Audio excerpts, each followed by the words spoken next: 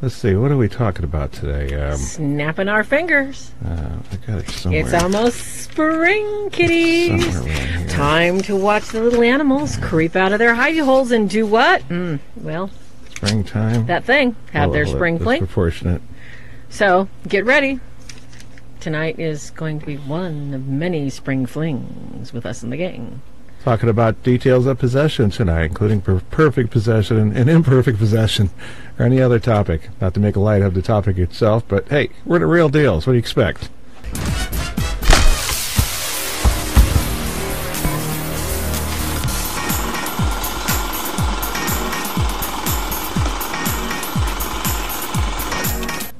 Hey, hey, hey, I see Dave's in. Doris is in. Athena. I love that name. Just, I had to say it like that. I hope you don't mind. I wasn't being weird or anything, but, you know. Well, 1 out of 2. Oh, my gosh. Well, you know, everybody, you know, we got to realize our names are just like, they're just, you know, they're just so us. Yeah, and that's just, that's a really, really nice name. But thank you all for joining us tonight. We are very, very, very, very, very fortunate to have the lovely Deb is back tonight. Yeah, Deb's and back. Yes, I see you, Michelle, Cecilia, Rhonda, Carmen, oh, they're all on the show Steve, Dave. Yeah, I know. This is so cool. Come on. We're just saying hi to people that are like out there in Hello Land. Mm-hmm. Thanks for joining, everybody. And it's just that now it's fine to have the 3 Zuzhas back. Yes, we have the 3 muses. The 3 muses. We have one muse from, what is it? The Van Halen belt. And we have the other muse from the seminarian out there land. And then we have the master of all muses. Of disaster. You're not talking about me again. I'm talking about Deb. Be nice. That's your favorite rhyming. Oh, mercy. Let's see, these were the 3 Stooges. Who would be Curly? Who would be Curly? I wonder who, mister. I got to curl my beard. We're 5. That would have to be the 5 Zeppel brothers. I mean, the Marx brothers. It would have to be the 5 Marx brothers. Hi, Don. Hi, Jennifer. I see you guys, too, out there. Hey, Cheryl. Oh, Cadillac, Michigan. It's almost morel time, and I don't have any morels. Okay, go ahead. You don't have Cadillac either. That's true. Don't. It's not going very well for you tonight. I don't need a Cadillac. I need a horse and a knife, and I can eat and go anywhere. Well, it's nice to have Deb not on assignment anymore. I think she's one richer grandbaby now, aren't you, Deb? That's right. Congratulations, Deb. Deb? Did she do that again? Hi, Denise. Oh, she's got it off. Oh, that's okay. Well, we wanted to say congratulations to Deb. Well, it was on mute. Because she has decided to alert the rest of us and let us know that her beautiful, beautiful son has handicrafted all by half of himself with his beautiful lady, a lovely blushing child of how many Hurry up, Deb. Farah's dying out there. Somebody put the can over my head. I can't think. That's what happens when you stay up late and kids keep you up late and you work too long, and then Ken's like, okay, smile, it's time for the show. Oh my gosh. Oh, Deb says she can't unmute. Oh my gosh, she's hilarious. Oh my gosh. I'm gonna throw holy water on it. Holy water. Where's your exercise salt and your oil when we need it? Oh my goodness. Oh my gosh. Hey, Christopher, you don't have a grandbaby yet, do you? Oh, just checking. Just checking. Yeah. Oh my gosh. But yeah, congrats to Deb Johns. How about you, Michael? How many grandbabies do you have?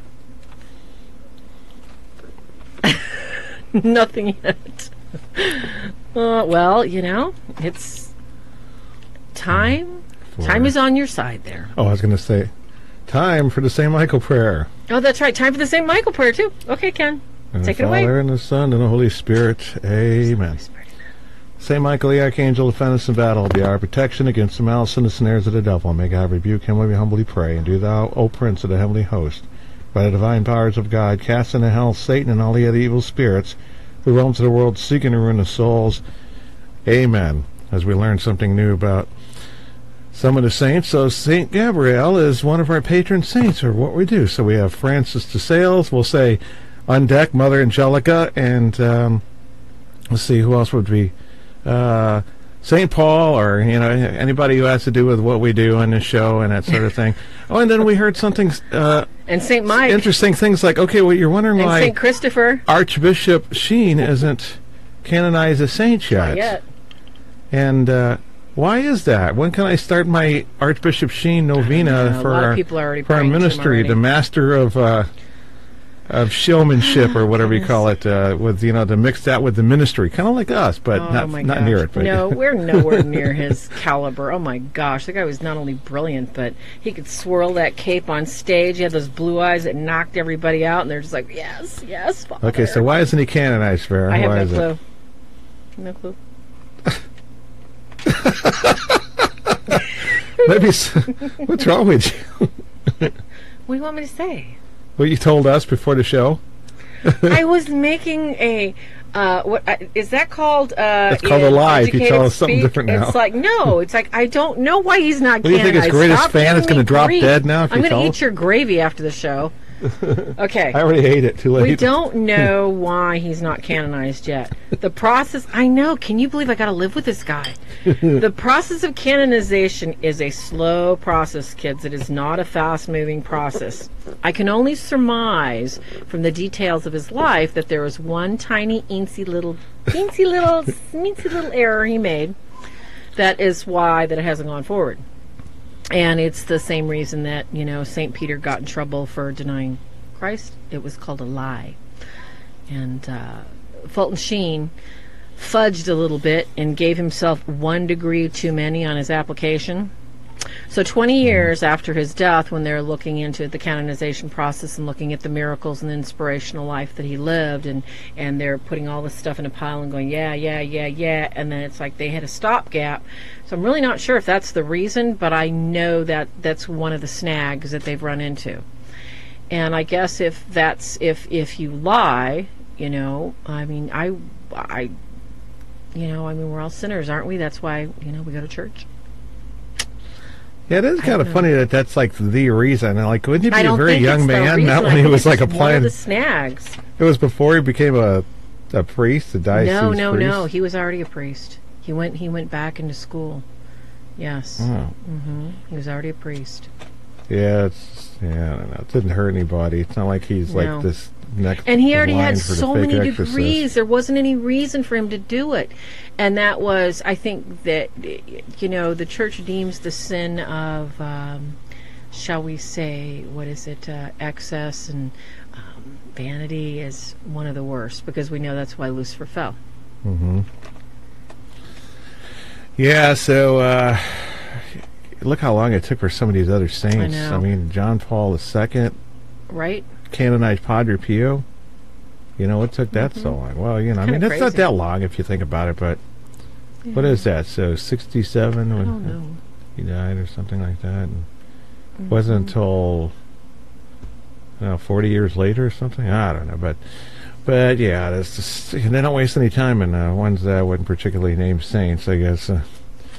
But that's another story. So let's get into our fun.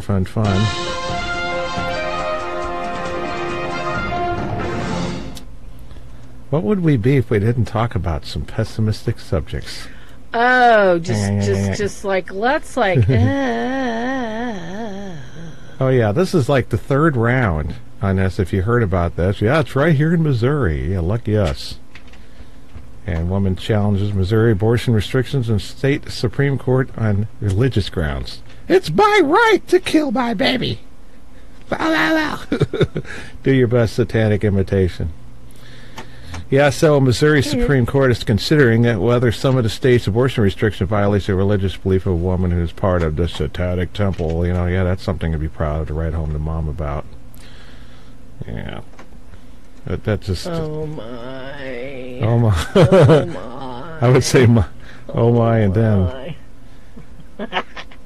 So let's get this out of here. All right. The attorney for the woman made the unusual argument Tuesday as he asked Missouri's highest court to block the state's mandatory 3-day waiting period because they got to get it done tonight. The ritual's tonight. I don't have my hair done. You're going to make me wait 3 days. Exactly. 3 days. Can you just turn it into some sort of ritual 3-day wait? Write it into your little satanic Bible or something like that. And as Ken is talking about all this good news, please, folks, could everybody please like the video and subscribe? And if possible, if you could share it, that would be super cool. It really is a little easy button. Like and subscribe. Thank you, kitties. And now you can go on with your depressing stuff. Anyway, this booklet that the doctors are providing, it says the life of each human being begins at conception. That's true, scientifically. Of course, they ignore science even nowadays. Totally true. Like with the 50 genders thing. So you got a pamphlet, that doesn't even mention, that about God or any specific religion, but, so your religion doesn't agree with that, or that life is, precious or anything like that. The woman traveled from the southeast of Missouri to St. Louis for an abortion Planned Parenthood clinic in 2015. And, this woman whose name is not disclosed, we just call her Miss Satanist. But in a letter to the doctors that was included in a court document, she wrote that some of the state's restriction on abortion conflict with her beliefs. It's like if I click on that conflict with her beliefs, what will I go to? The Satanic Temple based in Salem, Massachusetts. So cliche. Salem, Massachusetts. One of the reasons why this is cliche? Do you remember this guy from your comic books? Okay, who is this black and white guy? Christopher, did you read comic books? Not now. When you're a kid. When you're a kid. Oh my gosh. Don't you remember the cool sea monkey ads in the back? I had to send away for sea monkeys like half a dozen times. And every time I'm expecting this marvelous family with smiling faces, and all I get is these bugs in a frickin' jar, and I'm like, these things don't work. What's wrong with you people? Pretty lying much. to children. Mm-hmm. Yeah, and the one on the left that's in a bolder color, and that was the shiny back cover. Sometimes you'd have a comic book and have it on the back cover, and they put it in the middle of it. Archie Comics, not just Tales from the Crypt or whatever, related horror comics. By the way, Tales from the Crypt was a bit righteous. Whoever got their just dessert, they got it. Karma came on them, as somebody else would say. Instead of it being Stephen King style, where only the good die young, he's got to kill the heroes all the time now. But that's another story. One of the catchphrases I like to run to death. So yeah, and guess where? You want to guess where this gentleman is from? And this was out in the '60s, probably the '50s too. I don't know. Maybe he wasn't old enough then. Now they get started early. They're 15 years old, and they're saying they're deliverance ministers online. So why not? But no, he's a younger man. They both died of old age, or died of something. And guess where they were from? Anybody have a guess? Guess where? Michael? Where? Did you say the Mormons? Oh my gosh. The Mormon. They were more men than my man. Okay, it's not Salem, Massachusetts. A city. Nothing? Nobody? Okay, we don't have that much time. Okay, Salem, Missouri. So what's the big obsession with Salem? Okay, so some small trial of a couple kids ate some moldy bread, acted possessed, and they hung some people. Some people who actually seemed like they were witches, by the way. And that wasn't the Catholics, so we're off the hook on that one. Yeah. So the Catholic Church in England accidentally burned a saint at the stake, in Joan of Arc. That was more like a war. Accidentally, I think that was on purpose, dear. Yeah. They threw her under the bus. But we're going back to that, so that's a pending thing in this. So I just thought that was funny, funny is strange, odd, Yeah, you are strange and odd. That's okay. You know that it's based, the Satanic Temple is actually based in Salem, Massachusetts. You know, they have conventions over there for some of the paranormal types, you know, where they go over there and they have something. Why? You know, because the Satanic Temple probably puts it on. Mm-hmm. Yeah, the group wages battles around the U.S., including pushing unsuccessfully to install a statue of goat-headed idol, I'm not going to say his name, don't give him honor and veneration, outside the Arkansas and Oklahoma state capitals. You remember that? With the goat boy and 2 kids, you know, and he's giving the peace thing or the finger or something, whatever, which would be more appropriate for that one. and after school Satan clubs. So yes, this is the same people who don't get it. They don't even know what a religion is. You know, it's where you're supposed to have a deity. So who's goat boy then if you don't believe in a deity? So much for the public image thing. You know.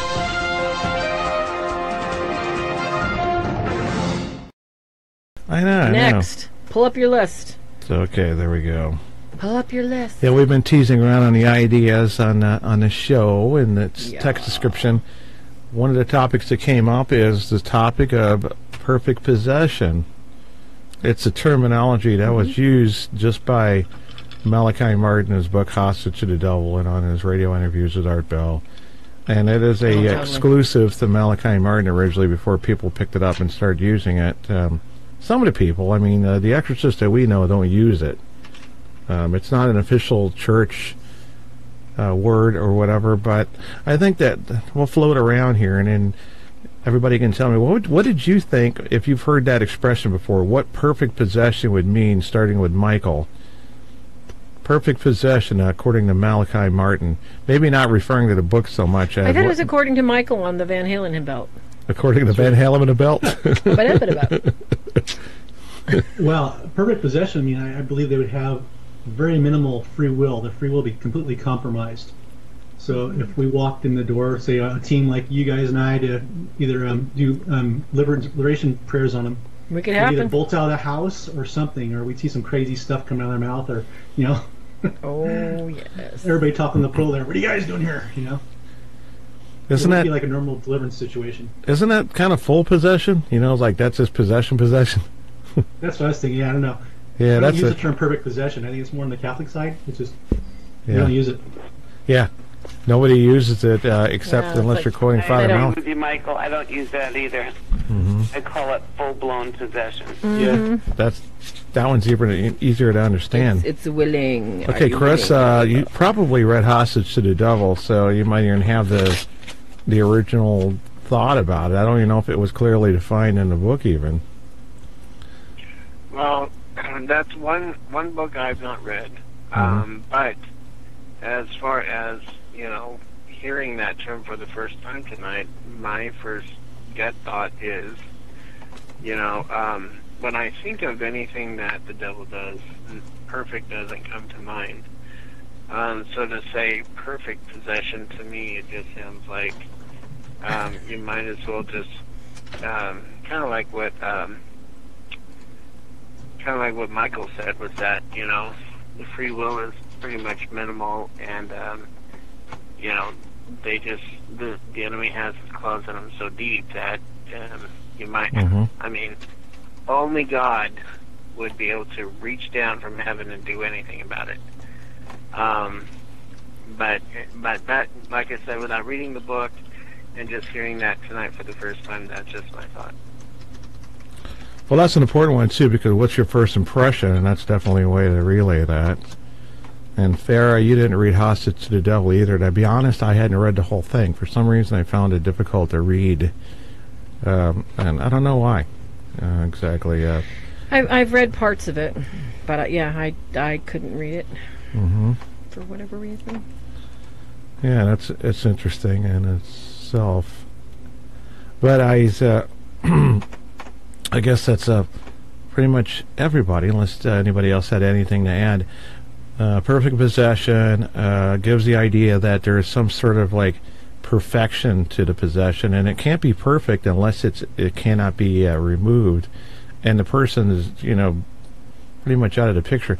I think perfect, it sounds intellectual. It sounds like something somebody would come up, but I think it's just another fancy word for full possession, that now they're fully possessed. And that's the way I used to use it. That's how Father Malachi, I said in the first book or whatever, said perfect possession, and we just call it full possession. Because there is partial, where they, like part of them, like the hand. You remember the hand movies where the guy gets a hand sewed on from a killer, and then a hand wants to kill people, That's partial possession, right? Right. But I think I think it was somebody grasping for straws, coming up with their own terminology, perhaps. I don't know, as you could say, because it wasn't clearly defined even by himself. Did somebody ask what that was exactly? Some people said Satanism, but it's not the same thing. You know why? Because when you will it that much in, the devil doesn't even need to take you over. You're so cooperative. Why? You can go tell him to go shoot somebody up. You do it or whatever. So it's not perfect possession because they're not possessed, because the free will isn't a problem. And like you said, Mike, when the free will has been removed, when they're totally possessed, or fully possessed or whatever. What's the word you use in addition to that, Deb? Full-blown possession? Yeah, I call it full-blown possession. Mm-hmm. Like, even when they mention the word perfect possession, I think that's another way of them saying you're not going to, mistake it for anything else.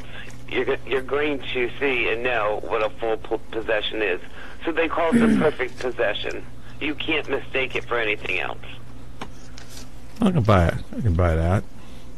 I'll give you some Monopoly money.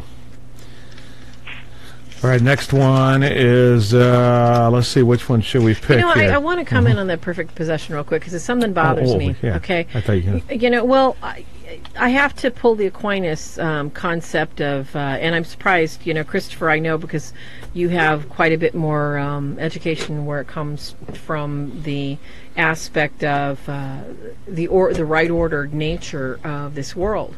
And the lack of perfection, we are sorely missing it, and things are not perfected here. We attempt to perfect things as much as we can to the right order. Since Satan, in his fall and getting thrown here, was completely imperfect, I think the term is erroneous in the sense that there is no such thing as a perfect possession, because a soul cannot be completely and perfectly possessed. You can give yourself over completely, but in order for it to be perfectly possessed, God would have to allow that to happen, and he will not allow that to happen to anyone. Not completely, not perfectly. Imagine what they would do if they were totally possessed, and they could do anything they want. They would go around and kill everybody, and before they get taken out, they can't even do that. Just like the Fallen. We were going to review that movie, kind of a retro fashion. Remember the Fallen? We can do that this summer when we do our. Yeah. We're going to do a summer series, folks. Where we're going to do drive-in movie night. Yeah, and we'll have Father Bob Bailey on.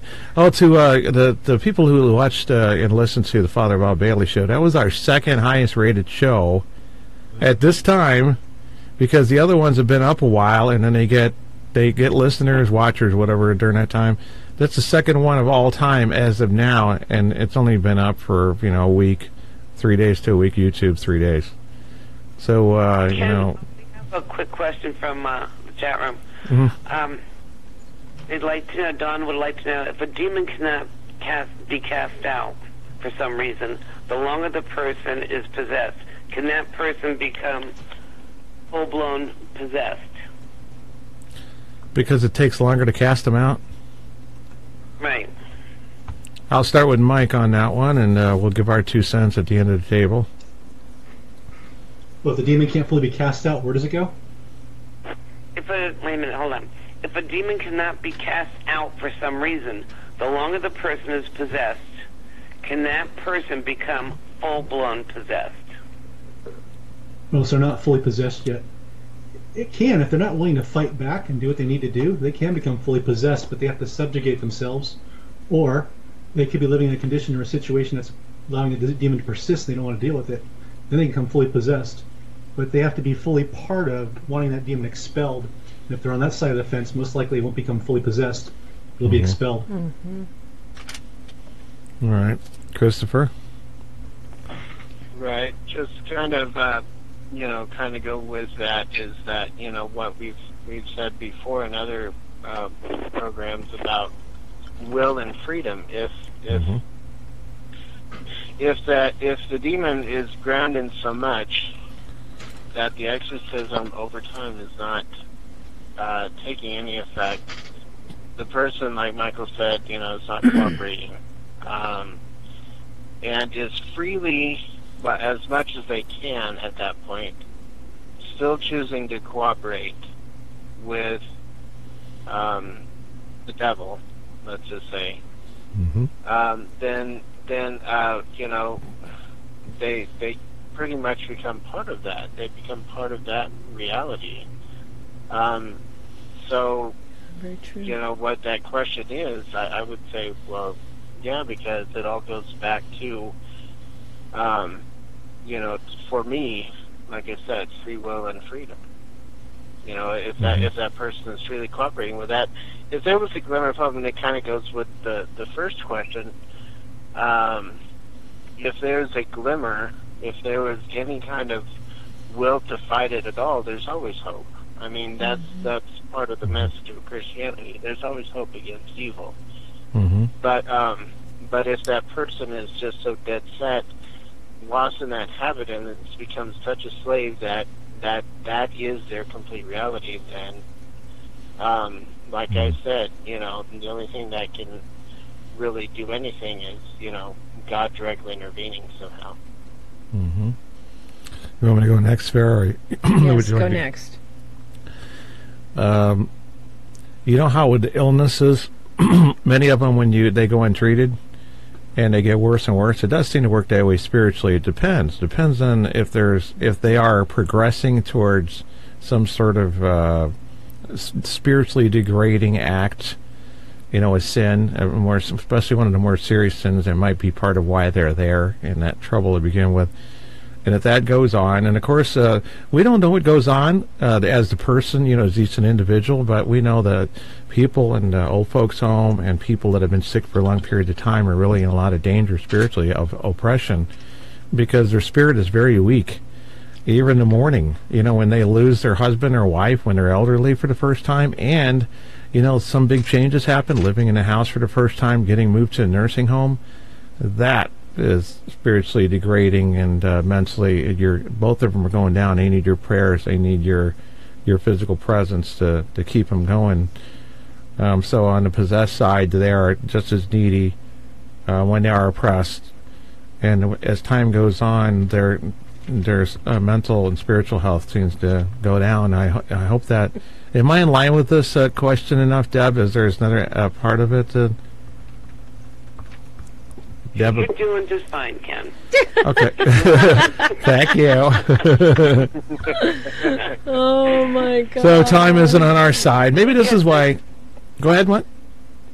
I was going to say, Jake just came out and mentioned to me to ask if anybody has seen the movie Veronica. Oh, no, we have to watch that. My son told me to watch it, too. Did he like it? I started watching it with my girlfriend last night, but I was dozing off, and then we both recently have had some paranormal things happening, and then she wanted to watch it at night. I'm like, screw it, okay. So we started, and I was like, yeah, let's watch it when the sun's up. I want to go to bed. Good idea. Good idea. Wise boy. So a lot of like celebrities and stuff, how they can't make it through the movie, and I thought it was made in 91, but it's actually set in 1991. It's all in subtitles, but I mean, it starts off right away with a girl and her friend playing the Ouija board, and then some stuff starts happening, and the Oculus breaks, and then the girl cuts her finger, and without her knowing, she drops her own blood onto the board, and then it goes quiet, and then her friend's like, Veronica, and she finds Veronica, and all of a sudden her face kind of morphs, and she lets out this horrific yell and stuff, and then she wakes up not remembering anything. Oh, attractive. And she killed everybody? And starts seeing progressively all the crazy stuff happens, and it starts off it moves pretty quick, and we only got halfway, not even a quarter way through the movie. I'm like, yeah, that's quite a bit. Yeah, that's what we usually do. Oh my gosh, I know. We don't. If somebody asks us to watch movies, we're not interested in watching them at night either. We'll just go and watch them during the day and go, okay, yeah that's a bad. I had enough. Turn on Hannity. Yes, we have to watch some silly kitty videos before we go to bed. And go, oh yes, that was a silly kitty. And I was trying to get her to put dog. on robot disasters. Robot falls, robots falling on steps. That's always funny, the stuff, Okay, so I was going to say Father Rivinger said in one of his lectures about that it's imperative that the exorcist tries, and this is true for everybody, if you're a deliverance minister or a parent dealing with, because you can't get anybody else with, a possessed child, and you get stuck having to say prayers. Don't wait just because the water seems to be calm. Hammer at it, just like if Michael Myers goes down in a movie and you have an axe in his head, don't turn your back on him and see how your friend's doing on the floor, because he's just going to get up, he's going to pull the axe out of his head, turn his head where you are or elsewhere, and get up, and then he'll disappear. Treat the demons the same way. Put many axes in their heads at regular intervals. Don't wait like weeks and weeks if you're an exorcist or deliverance minister. See if you can get it no later than 3 days later. Like if it's Monday, try to get it Wednesday or Thursday. For some reason, over time, this goes with it too, the spirit seems to gain some ground to recover, kind of like the video games. You ever notice the health going up in the boss when you're shooting him and stuff? You get too much time, his health, he starts to self-heal. And so do you. Your health goes up little by little, So the boss has got the same thing to deal with as you do, so feel bad for your video game boss next time you're fighting him. But, on that side, that is, it's just one of many things, and there's probably more things to add, such as what Farah might add on this. Did you have anything to add to that on? What was the question? I guess not. Next. No, I'm looking at the screen, and Roxanne and Dawn and everybody else is like putting hearts on the screen. And Dawn, because of, she's got her and her husband, and she's got like this red, white, and a blue effect. Every time she smacks the screen with like 1,000 hearts, it looks like the 4th of July just exploded on her screen. It's really funny looking. It's cool too. It's cool. Oh, is that some new feature? Yeah, it's just crazy. Yeah. It's really, look, it looks like the 4th of July just exploded. I told somebody congratulations on there. I don't want to mention the name. Remember, we'll get demonetized for it. Oh, no, yep. Can't say the name. And it showed some sort of like, No balloons exploding name, or folks. Something. And I thought, that's pretty cool. I don't like some of the rest of it. Don't forget to like the video, kids. Right underneath it. See Ken's cute little face and his red little t-shirt? Like the video and subscribe, please. Thank you. Subscribe. Okay, next question. Unless, Deb's got another question. Yeah, we might as well check and see any questions from the chat room before we move on there. Miss Deb, anything at all? Anything? I don't see anything yet. Okay. All right. Okay, we're next on the list. Is animal possession. Someone had brought up, and this is another terminology thing. Is this thing. Rat, pig, what is it? Everybody has an idea that something like this happens, so it's not really if it happens, it's is it called possession? Yes. So, one of the old terms was that possession, is only when you have a soul. But the reality is there's a mistake. There's an error in that thought that demons never possess your soul. They'd love to. They'd love to. Yeah, they always have access to you. They try to make deals with you and stuff, and then they can still lose out, as Michael knows, by getting out of satanic contracts, which doesn't ensure they'll get the soul anyway. They just do their best shot, like when you try to rig a Las Vegas machine with a magnet, like they used to do with the roulette tables on Mission Impossible. You can just hope it works or something along that lines. But can animals become possessed in themselves? Like Fluffy, your dearest cat, suddenly attacks you. All right. So what say you, Michael? I actually got a possession story about my dog. When I first got into this, I get these happy messages from the demons about to get out. So I had a long story about my dog that was possessed. Happened on several occasions, but towards the end, my dog started having seizures. And when we took it to the vet to put it down because it seemed like it was brain dead, we put it on the vet to give it the blue juice, whatever, and the dog was lying there limp, and all of a sudden it manifests in teeth and growling. And the demon left it right when we put it down. So I had an experience where it's like, you stinkers, So my other dogs are now heavily blessed now.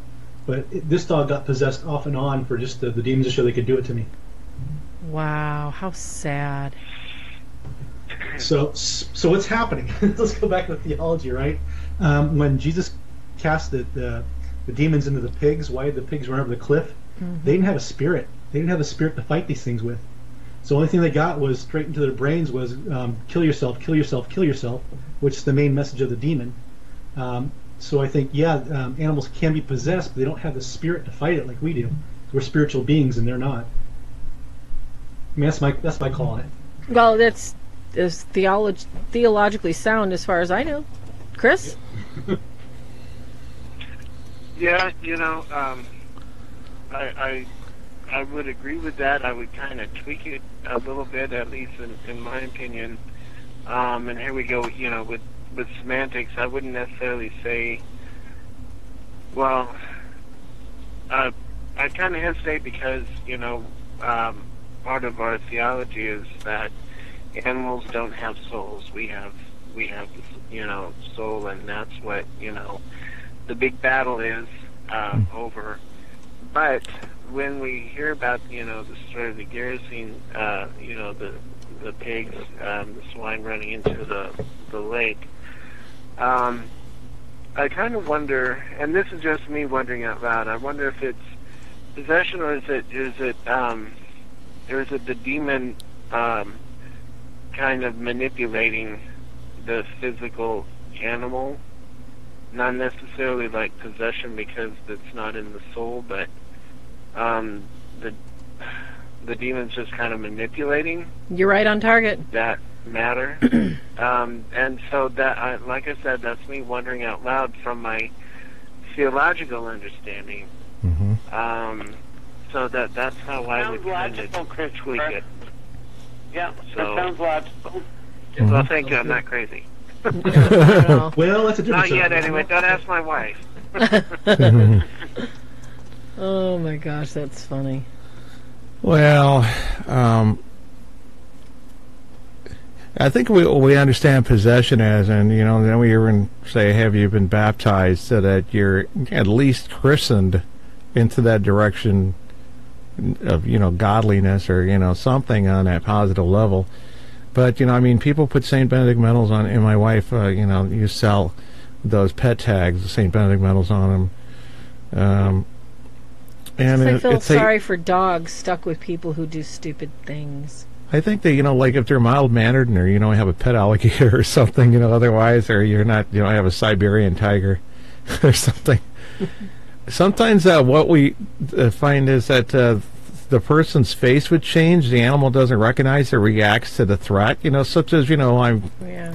Remember when George fell into the, in the old James Brolin version of the movie with Margot Kidder of Amityville? He falls in this, and it didn't happen, yes, supposedly. it didn't happen. It didn't really happen, but it But made his for dog great Harry TV. doesn't recognize him. Sometimes we've heard of these cases my where dog the barks dog, at me when I have rollers in, and my dog's not possessed. Come on.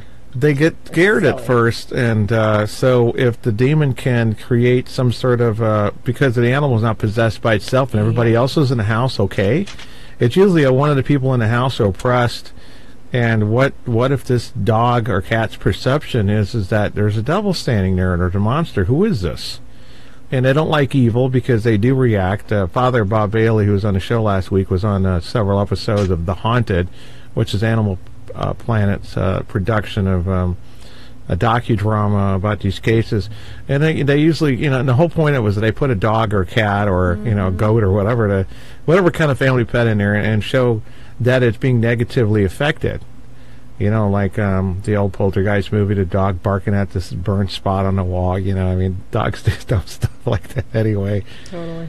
But I'm not sure if it's if they're like possessed. Like the Edgar Allan Poe kind of possessed. What was that one where the person just getting attacked? Let's go with the theological explanation. Let's go with Christopher's. Okay, let's just flesh this out for people so we can look at matter and what it does. Okay, matter.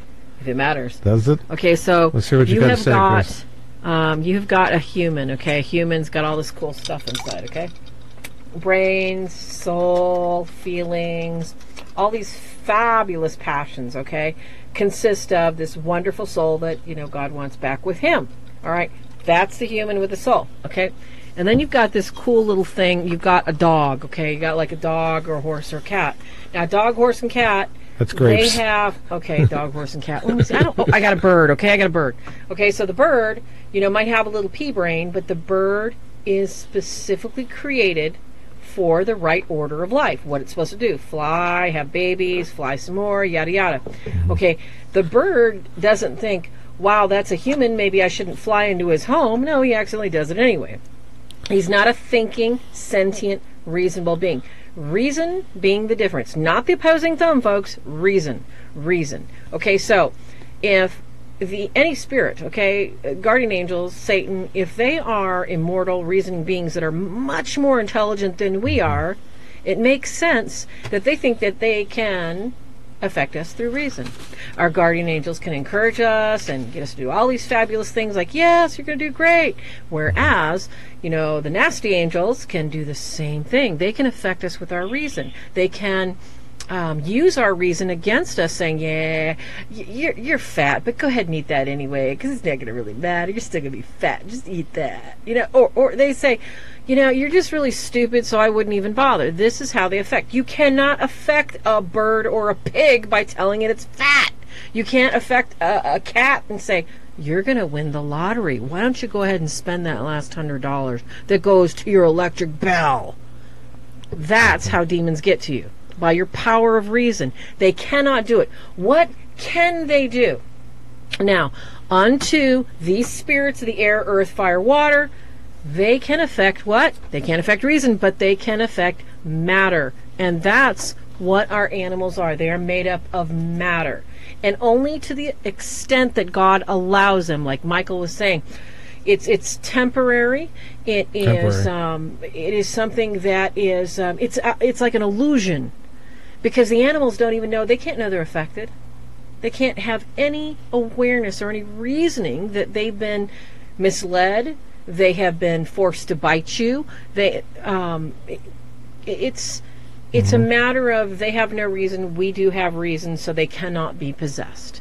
They can be affected, they can be afflicted, they can be scared, but they would have to have reason in order for themselves as a reasoning, soul-filled, sentient being. Now they are, they do have senses, but they can't be possessed. It's just not possible. The variance too is that the animal may be more vulnerable to the person who owns the animal. In other words, if they're vulnerable to possession because their sinful lifestyle, the animal lives in that environment, that they might be more prone to such a thing. And it is still a rare case, and it is step-in, it is temporary, it's like puppeting. And, of course, they're not going to have the memory of it. It's kind of like when I jump up behind you and tickle you. You squeal for a minute, and then it's over. Yeah. Hey, say hi to Father Mike Driscoll. Father Mike Driscoll. Oh, hey, Father Mike. Everybody say hi to Father Mike. Father Mike. Father Mike Driscoll. See, we had Father Bob Bailey on last week, and then there were seminary... what do you call it? The schoolmates, I guess you call it. And so it was interesting. Yes, we had those. That was really nice. Them two on a couple of weeks apart. That was great. So a good topic on that tonight. And by the way, we still recommend and promote Father's book on demons, deliverance, and discernment. And he's working on another one. And when it's finished, we'll make sure we have him on. Yes, they do, Don. And for a part 2 about our little interview that we had last time. Don was mentioning something about animals seeing spirits, and yes, they can. Oh, animals see spirits? Well, that can be addressed. It's still, there's plenty of time left. Can animals see spirits like children? Yes. Is that kind of the question? Like, do they see spirits and we don't? They see spirits. And, will my goldfish see a ghost? I mean, only our household pet. Dogs, cats. We'll stick with dogs and cats, not goldfish. I can't tell anyway. Go ahead, Chris. I was gonna say, I've been having fun with this question in my head. I bet. I've been, I'm a dog person through and through. I've always said that cats are demonic anyway. Oh my God! In my head, I'm playing out this scenario. What, Mr. Whiskers? You want me to offer you a blood sacrifice tonight? So I'm just sitting here, just enjoying this question and thinking about this through and through. So. Mm-hmm. Oh. Yeah, for some reason animals can, because I guess spirits, there's cases where the animal sleeps through everything. And just as Deb knows, husbands or fathers, in their household, that the animal can sleep right through it. And you think the animal's the first one to know? It depends. Depends on if the demon decides to, or if it can block their what they see or what they detect. In other cases, when they don't care, it seems like they see it. I don't think they've... Some of those cases, they actually tried to kill the animal with heart attacks, like giving them something to, make them afraid. That's why I said that first statement. And there's indications that they tried to manipulate the dog into, when you go and... What was that? This wasn't our case, this one here. But I mean, there's other ones we can give an example of, because we just saw something on it. They come home and the dog was just like scared witless, and he's on top of the table, laying down like he got chased up there. I was like, do you remember that, Farah? Yes. It's kind of barely. Babies. It's like you leave the house and then it terrorizes the dog. Yeah, they do that. They kill smaller animals are easy to kill because they have heart attacks, easy rodents, hamsters, guinea pigs, parakeets, birds. And they do tend to do that. I think it's very possible they might, cause them to have a heart attack or something along the lines. But does it mean they see anything? Well, they don't have that kind of perception like, ooh, that was scary, I'm scared. True. So you can't really if it's got to be a threat. And some people say if you saw the true presence of a demon, not the shadows or the horned ones you see in the front of an Ozzy Osbourne album or whatever, Deel, I don't know. That's nothing like the scare that you would get from looking at true ugliness as what they are, because they're always portraying themselves as something different because they want to portray themselves as something appealing. Oh yes. Because they're so frightening and ugly, or as my wife says, unattractive. That even the Satanists will go, "Oh my God, so what am I thinking?" I think I'm going to go and do another religion. So that'd be kind of counterproductive. Anyway, but all seriousness, yeah. In the chat room, can people become possessed by watching horror movies? I have a friend that is totally petrified to watch these movies for that reason. Well, we should talk about this. Let's go around the table, because this is a very, very important topic today, kids, because a lot of people put too much stock in the media and what's being portrayed as supernatural. So definitely let's go around the table with this one. This is great. Who wants to start? Mikey, yeah. Let's get Mikey to do it. On the Van Halen. He eats everything. No. Deb, what was the question again? What was the phrase? Oh, no, he's got Debitis. Okay, here, Mike. Yeah. Can people become possessed by watching horror movies? I have a friend that is totally petrified to watch these movies for that reason. I believe some people can if they're open to it, because the eyes are the window of the soul. But it depends on what state they're in. We shouldn't be watching some of these movies anyway, for that very reason. But I can sit through them. I usually turn off movies I can't stand that are too bad. But some people I know have had spirits enter them by just watching these movies. They weren't possessed, but it was the beginning of a demonization. Well, there you go. It was instrumental, yes, in other words, exactly. Right? Mm-hmm. Yes. All right. Chris, anything to add to that? What's your opinion on that from the psychologist and seminarian seat? Therapist, rather. I don't want to... Yeah. But no, I mean, I agree with Michael there. I mean, if they are, someone that's left themselves open and influenced, then, of course, with anything, do I think somebody can attach themselves to it by merely watching something like that? I don't know. There was kind of something I'd shared something earlier on Facebook, a link about this movie coming out, and I don't know. Watching the trailer, I thought, well, I don't think I'll be watching that one. And that's actually the first movie I actually had that feeling about that. Yeah. If I watch this, something might, kind of follow through. And so, I don't know. I'm kind of on the fence with that one. Chris, I felt the exact same thing when I watched it. Something just hit me in the spirit when I saw that. The trailer you had, I was actually praying it off after I watched it. Which one was it? Something bad. It's Zach Bagans. What's it called, Chris? The Demon House or something? Or? Right, and he says it on the trailer. This movie is cursed. Oh, nice. That's attractive. Yeah. Even without that headliner, you felt it, and that thing's like, what the heck have you just made? It wasn't right. good. Right. Yeah, I didn't see that, but I don't want to see it either. But yeah, I mean, at what point we're going to get something so demonic that it's just going to just be effective in that sense that the person's asking in the comments?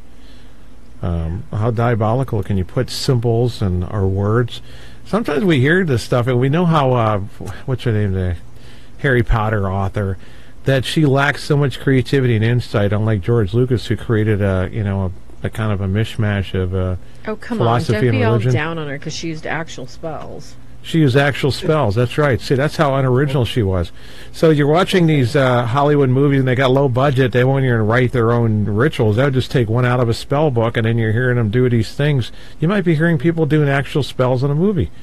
That's going to be a problem because you don't want to play. We play Rosary on tape in a house, for example, or some people play Passion of Christ, but the Rosary specifically, the spirits still don't like that. It still has an effect, even though someone's not offering these prayers up live. The words in it still bother them, and people did say it. It's not the synthesized voice box, doing this, and I'm sure it has more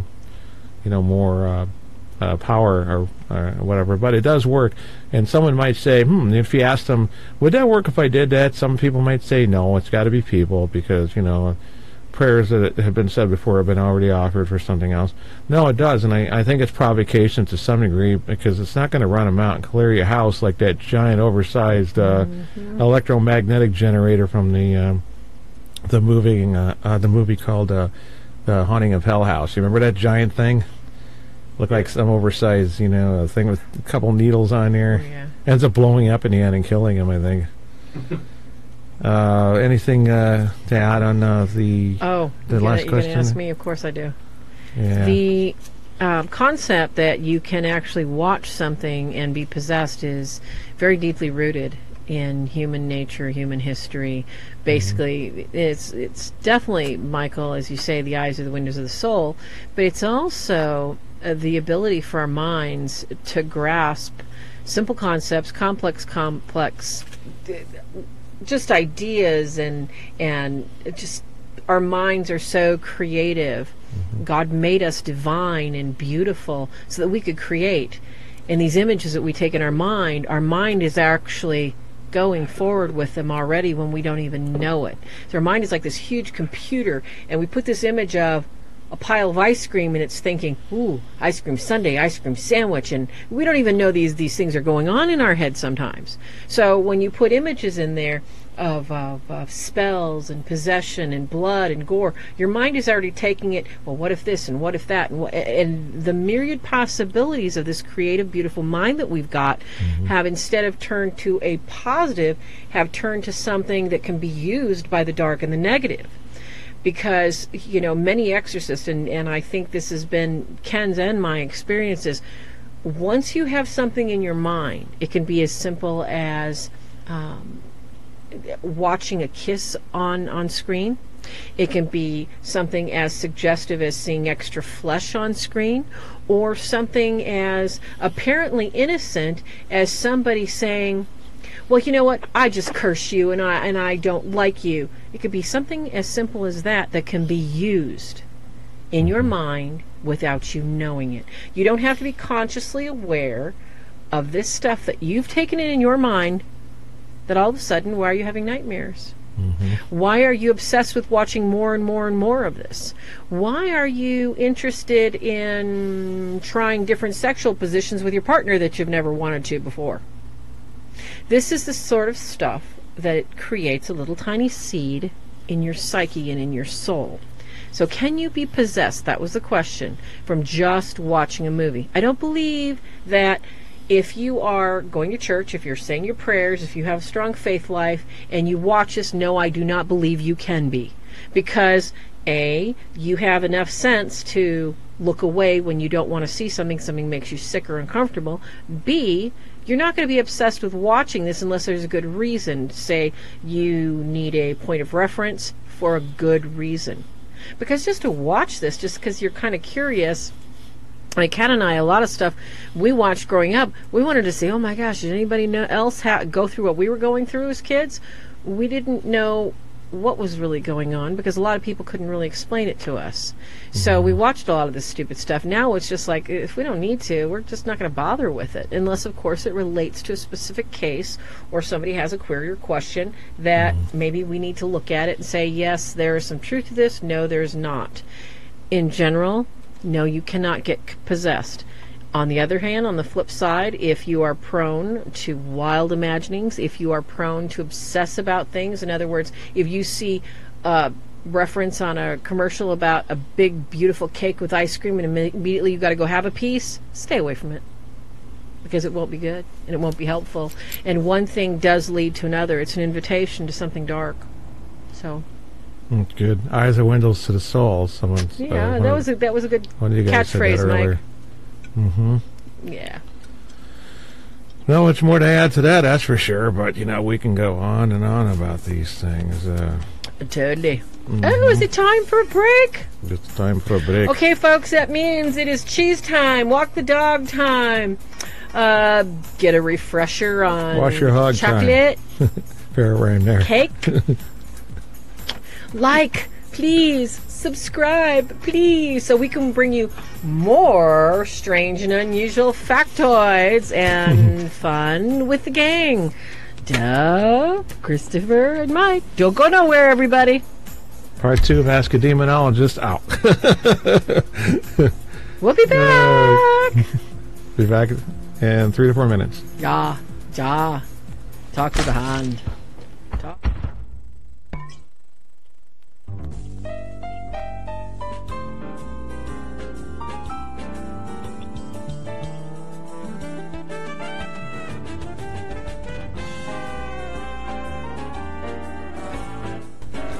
Yeah, we are back. Thank you, everybody, for watching, listening, however you may receive us. And we are continuing on with our Ask a Demonologist segment. Right here, everybody's still on board. Everybody's still with us. The gang is all here. Deb Johnson, Michael Norton of the Van Halen belt is... and Christopher Sampson, our nearby our friend. And I think we wrapped up pretty much on the last question, but we'll take more questions coming from the chat room or the comments during below during the live video. So I wanted to mention real quick that we lost a couple of our priests. One of us, our associate pastor from my church, Father Palermo, rest in peace, and Father Okeke, spiritual warfare priest, who a lot of people might have known on Facebook, and he passed away also recently, a couple weeks ago. So prayers for they're getting that. I don't know what that focus is all about. It's like our cameras don't focus right away. But prayers for them. Never take it for granted that someone was so good that they're going to go straight to heaven, because you never know. There's some stories out there, that the church ladies could gossip about all they want, who's the most holy or something like that. That we don't know. Sometimes the people who seem to be the most devout and pious are the ones with the dark, sinful life, or could be a secret serial murderer. Yes. So we got to watch out for that stuff. Farah, your camera's not live, so no one can see you. Give me the salute. Oh, I made sure it got on camera. Okay, there we go. Switch it on there. Switch it on. Okay, there we go. It's Miss America. Okay, so now we're going to move on to the next question. If you're on Miss America. No, that was Mrs. It was a long time ago. Since we're talking about these tonight, what are we talking about now? We're talking about Miss America. No, I'm just kidding. Bye bye, Miss American Pie. Yeah. Throw my Chevy to the levee, and the levee was dry. Here's an interesting thing, and this is a little bit of psychology and mixing. Are you more likely to become possessed if your intelligence is down closer to Forrest Gump? For example. I can't believe somebody actually asked that. That's so rude and mean. No, people. It was like, does intelligence play a role in possession? Somebody actually asked that. Did you want to start on that one, Farah? That's terrible. No, not the Forrest Gump part. I added that in. So Oh my gosh. you can whop me with your Spanish fan later on for that one if you want. But life is like Life's a box of rosary chocolates. beads. You know, and it's definitely a box of brain cells. You get what you get. You better do what you can with it. You don't get second tries. That means she's going to take the first one on that one. I'm speechless. I truly don't know what to say because I don't really consider myself a very smart person. At least I can add 2 + 2. So I'm speechless. Christopher, Count can you the take two. this, Trigger. please? 1, 2. I don't know what to say. All right, go ahead there. This is. Christopher, please help me out. Think intelligence plays a part in possession? Are you more likely to or less likely to? And to what level of intelligence? I don't think it really matters because I don't think, God's not partial and I don't think the devil is either. So, he'll strike at anyone if he thinks he can strike at God through you. So, on that, I would say I don't think intelligence has any bearing because even the slowest witted person can still have a very good prayer life and defend themselves, just like the highest genius can. Unfortunately, I think, the little caveat there is with kind of a higher intelligence tends to also go the danger of maybe some pride or arrogance, which would open you probably to being more susceptible than someone with lower intelligence that's pretty okay with their life. Mm-hmm. Good point. Yeah, that goes on the side. When the smarter you are, the more you get like your the guy from Pinky and the Brain old cartoon. Yeah, Overconfident, over pride. You're likely to be more possessed because of that. So so intelligence and it's like intelligence. Is that spelled with 2 L's or one? It's spelled UFO. I don't want the anagram for it. Excuse me if it isn't spelled with 1 L. Oh, come on. Let Christopher, let's let Mike. Go ahead, Mike. Mikey likes cereal. Let him chew on Take this a crack bit. at it.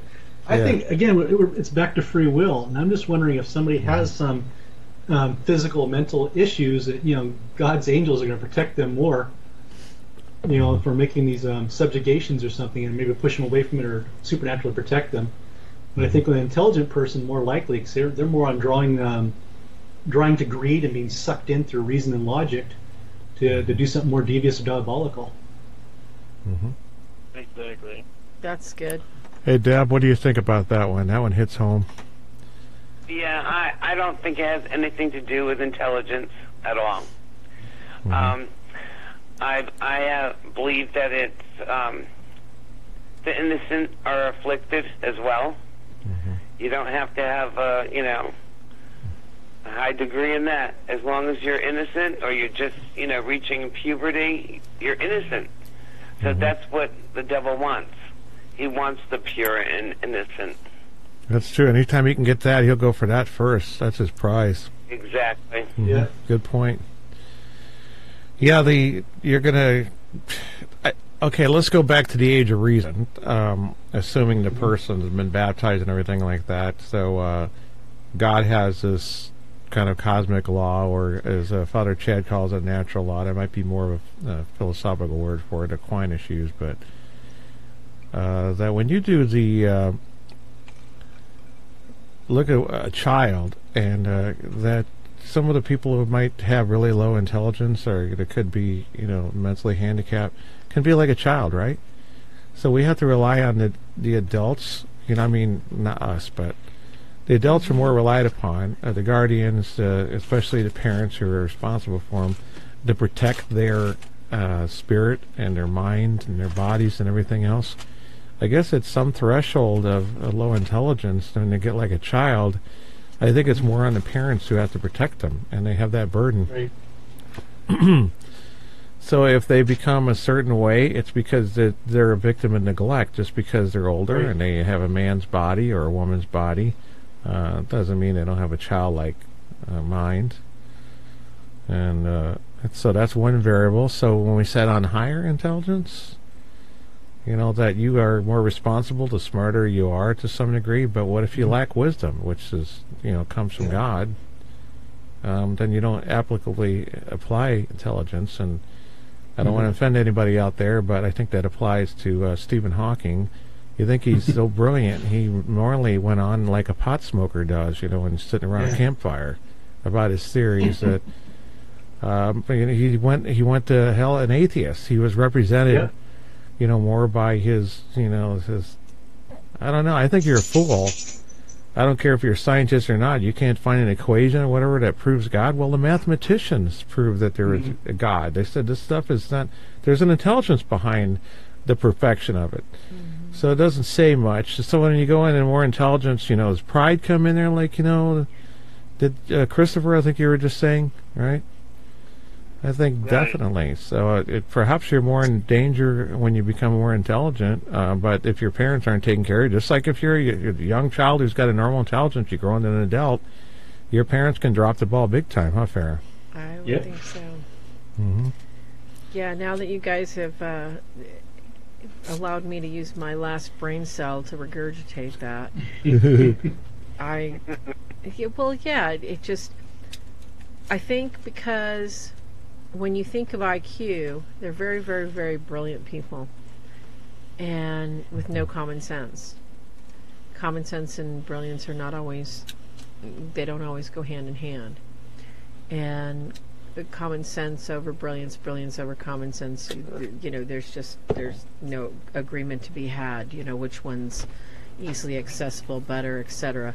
When you're talking about an IQ, an intelligence quotient, which is supposedly the measure of our ability to take in our surroundings and make reasonable and just decisions, as opposed to not having the IQ or the reason, that's a little bit different than having the common sense not to step out in front of a moving vehicle.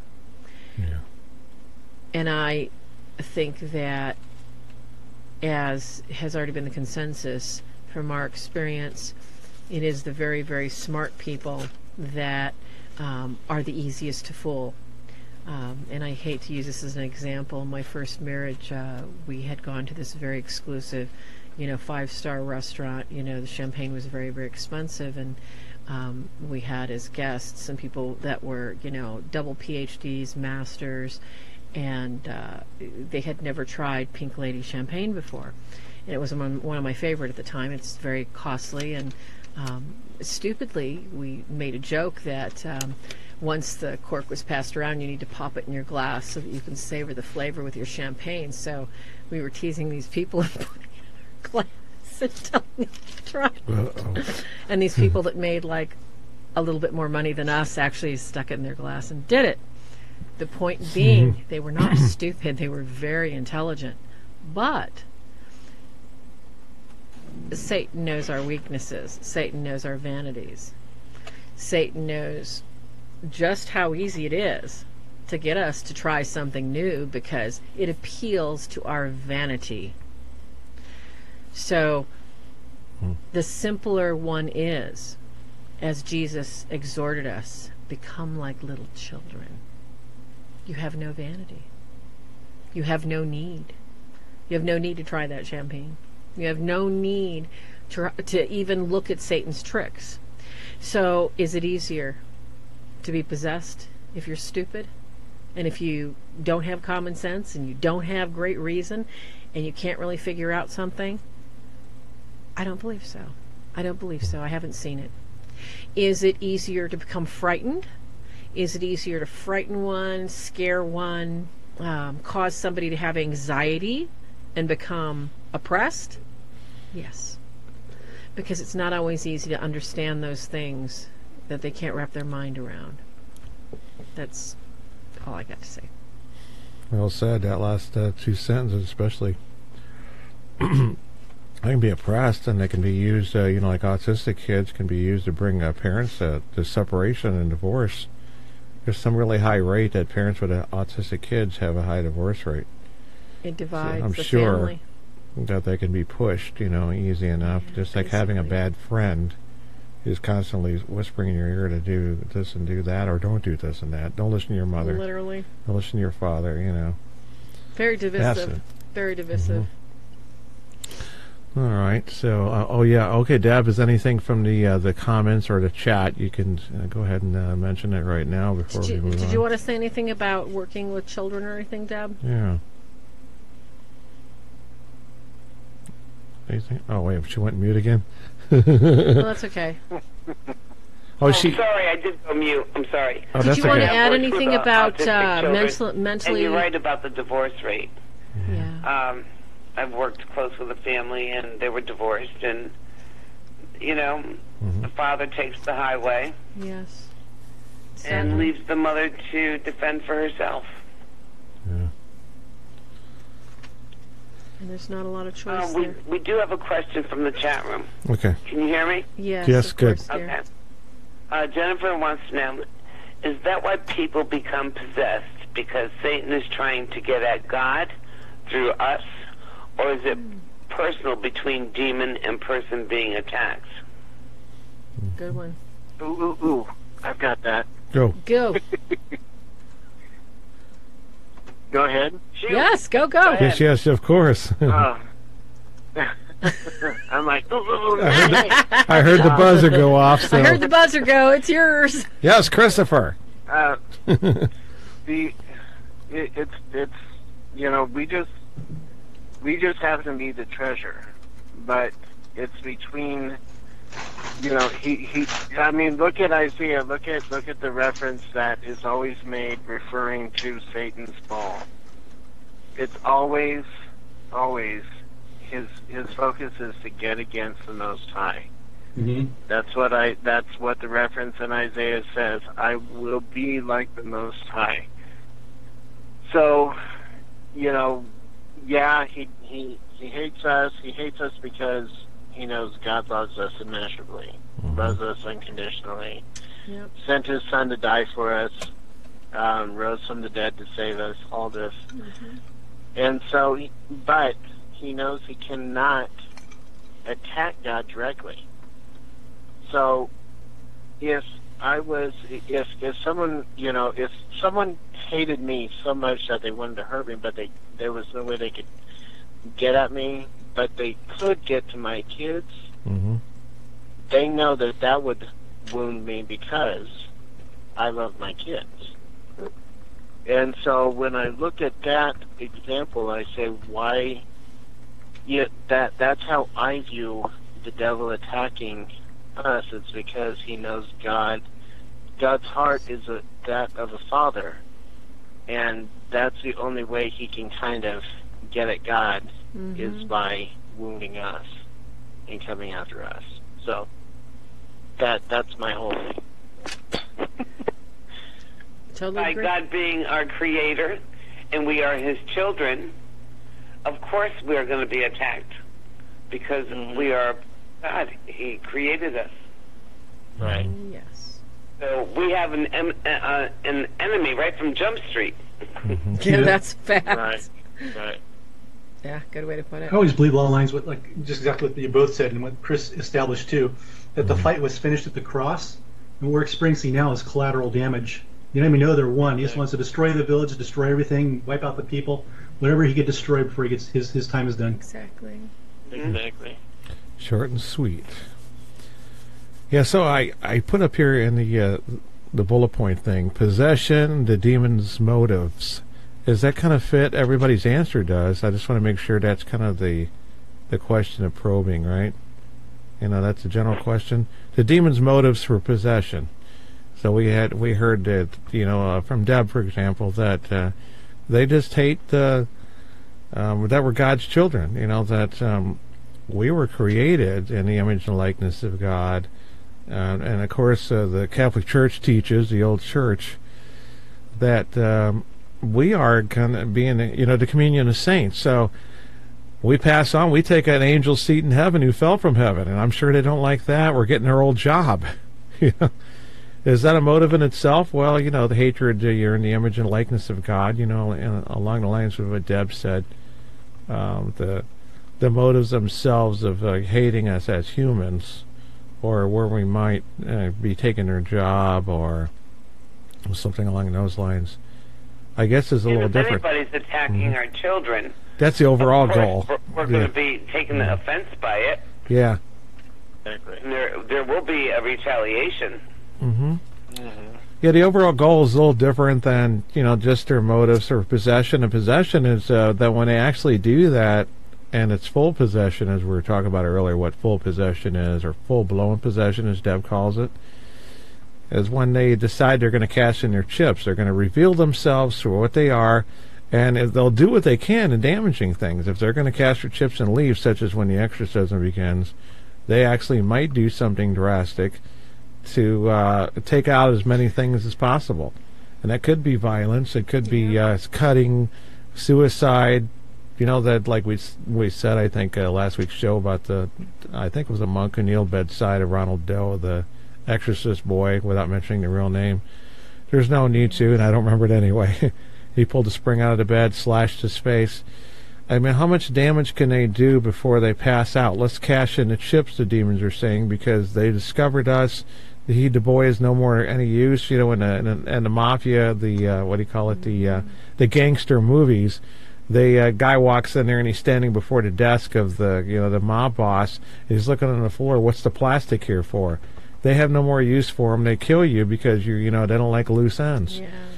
So you're no longer a use. I think that when you're possessed, that you're not cooperative, and they need you possessed so that you can do as much damage as possible. Because a lot of these people are not violent people. I mean, I think they do good on their own when they're violent without a possession, to do damage to everybody and not get put in a mental institution. Because if a demon gets all carried away with this stuff, they can end up in a mental institution and not doing harm to anybody, and then they waited too long to cash their chips in.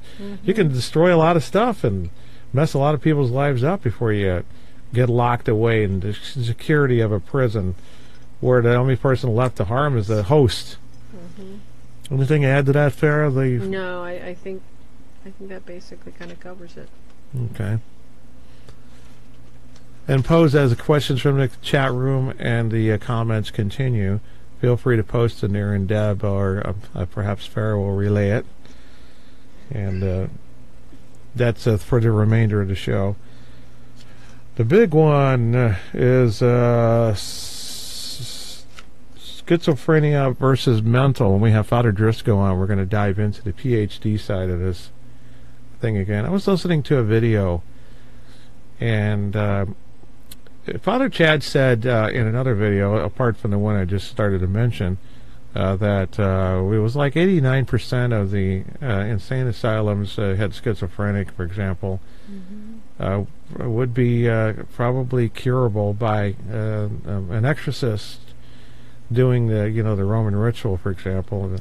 And this is what Father Gabriel Amor, God rest his soul, the founder of International Association of Exorcists, former chief exorcist, as they call them, and who resided in Italy, he said the same thing, saying that scrutinizing the mental from the spiritual is rather silly. At least it was interpreted that way from Italian, and the word rather silly. I don't know if it's actually in there, but I see his point. That when they over-scrutinize things and they label with these psychological labels, and every time a new DSM comes out or another edition, they change stuff. I mean, can we really rely on that versus the church, which can add on to Judea teachings, Jewish teachings, 2,000 plus years old, and 600 years ago the Roman ritual was written, and a nice set of standards were created that really were effective. And that was, I think, the whole point of that. That possession made it extra difficult so that it had to do a trial and error. We've had it for a while. But the big question is schizophrenia can be so confusing for a great many, and we see a dissociative type, well, associative too to some degree, and paranoid schizophrenia. And one of the first levels we can talk about is I'll start with you, Mike, too. Have you noticed that when you get these people who have these symptoms of what they would call, clinical, classic, paranoid schizophrenia, why do they always have this in their list? The Illuminati, Freemasons, And other conspiracy type theories, even though the first two are bad and they do exist, even someone can make an argument that they're a branch of Satanism is the Illuminati. It's not just made up. That there's an organization, and now the Hollywood stars and celebrities are not having a problem flashing symbols and signs and all that, like it's been there all along, and now it's awakening. And it's mainstream. So what do you think about that? When a person becomes, in this sense, we weren't there, we weren't in their lives. Some of us might have been, I guess. And when they become obsessed with this kind of thing. What comes first, the chicken or the egg? They become. What do you think? Well, to unravel the question you asked, why is there a connection between the schizophrenia or DID and these secret societies? Because there is a connection. It's like whoever these guys made their vows for. It's usually I'm dealing with grandpa that did it, quite typically, and the family becomes dissociated through whatever curses came in through Grandpa's vows he made. We do know the 33rd Order Masons are Satanic, and a couple other societies, Illuminati, Satanic. The curse comes in. Usually Grandpa's son becomes an alcoholic, an abusive father, beats his children, so now the children become dissociated and paranoid schizophrenic, or whatever happens with them. It's not one or the other, it's just something, one of those happens. And usually that starts surfacing now. Why is our family messed up? And how'd you know Grandpa was part of these organizations? Because we ask that now. You have any secret societies in your background? And usually it was Grandpa or someone just whether deeper down. And those curses are just the start of a dysfunctional, we talked about this, generational curses are dysfunctional families. And so you also work on healing the curse and healing the dysfunction, because you have to take away both of them to heal the family. And that's a long road out. That's the truth. So you think that on that, do they cling to these things because they're darker? One of the thoughts is that what if they run into these things and then they can't deal with it and they have kind of a nervous breakdown or a mental breakdown, like, oh my gosh, Hillary Clinton, was asked by Cheryl Mills, her associate, if she should prepare an offering to Moloch, in an email, on WikiLeaks.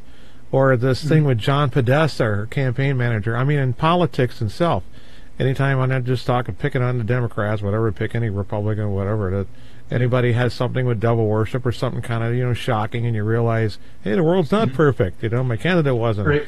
You think there's a breakdown, and you think that's why when we finally get to them and they think they're oppressed, or some spouse or relative of theirs, did that break them down, and that's why they end up clinging to, because you just don't go anywhere and find some friend or something, talk about Freemasons and the Illuminati or Satanism or and all this other stuff. I mean, so you think it kind of breaks them down, or you think they gravitate that towards that after they become oppressed?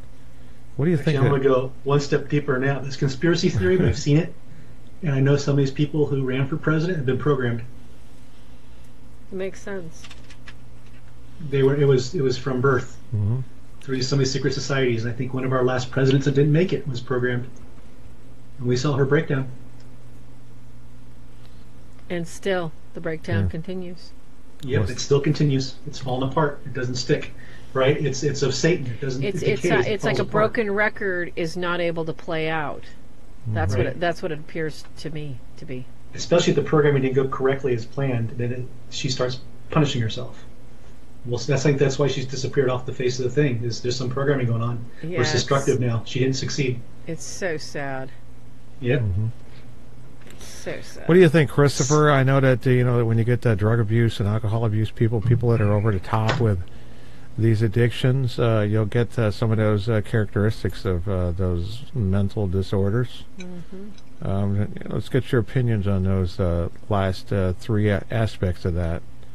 Which one would you like to start with? Pick any. Okay. I was just sitting here listening about this, and it's such a mingle. It's not the clear cut. Whether you have the substance abuse or mental, the mental side or the demonic side. You have someone that, say, for instance, not even anything that,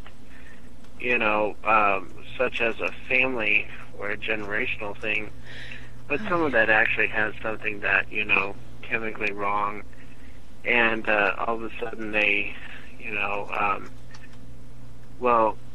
start hearing the voices or feeling these, paranoid feelings, and, suddenly they're trying to, as they get older, they enter, high school, college, start experimenting with different drugs to try to deal and cope and not feel these things.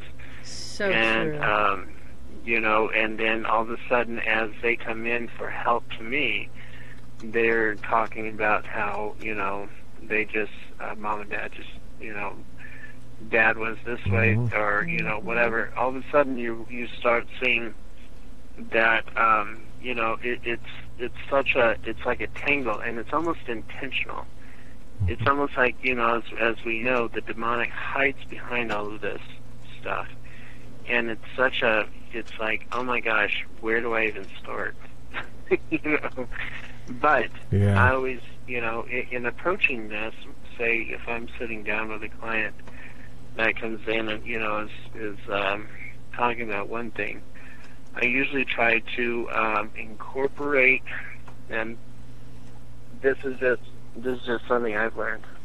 I will go a lot of times to look at the readings, the scripture readings for the week, or say from the previous Sunday, and I will try to find some kind of, I believe that the Holy Spirit kind of helps point this out, something positive, something healing from those readings.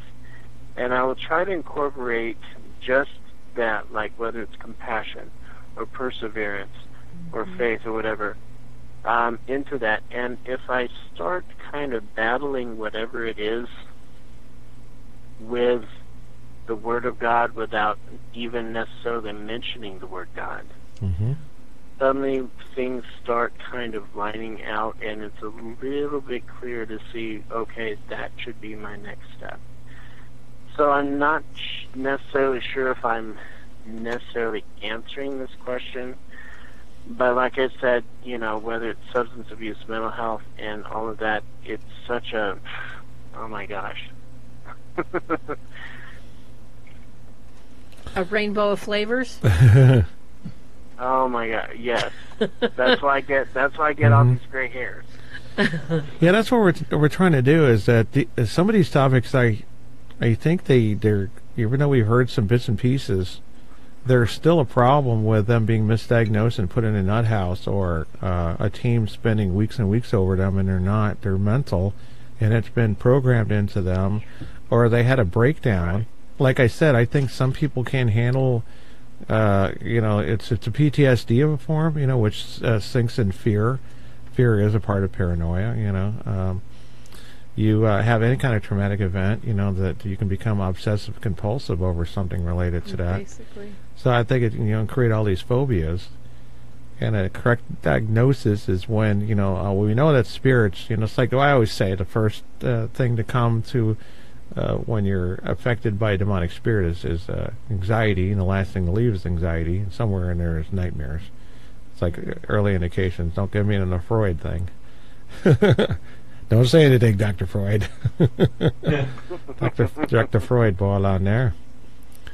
But this is a topic I think is one that we run into the most. Well, not the topic, I mean the schizophrenia types, associative, dissociative, paranoid, schizophrenia.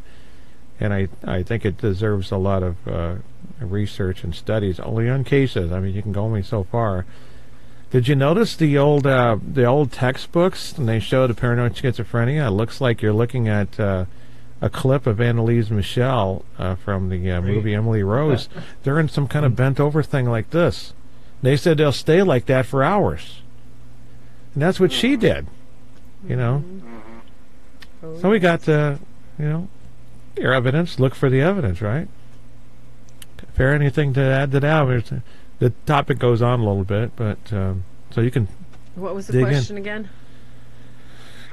Originally I started with the idea that when we get these people on the phones, they have this like, okay, I don't know if this person's paranoid schizophrenia. I don't know if they're actually oppressed, because they're adding that in there. Oh, I'm oppressed. Oh, there's a demon around the house and stuff like that. But they're also, obsessed over, and then they bring UFO aliens, and that usually finishes it off.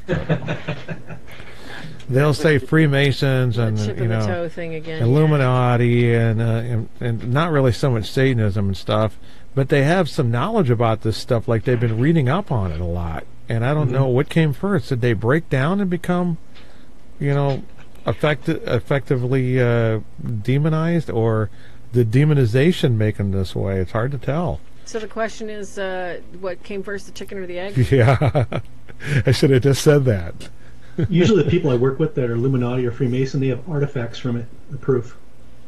They have some wild story. Mm-hmm. And stuff lines up with stuff we already know, not stuff that's published. Like a lot of stuff on YouTube is just a joke. It's not that. When you start hearing some of the real stories, it's different. It's a lot of torture.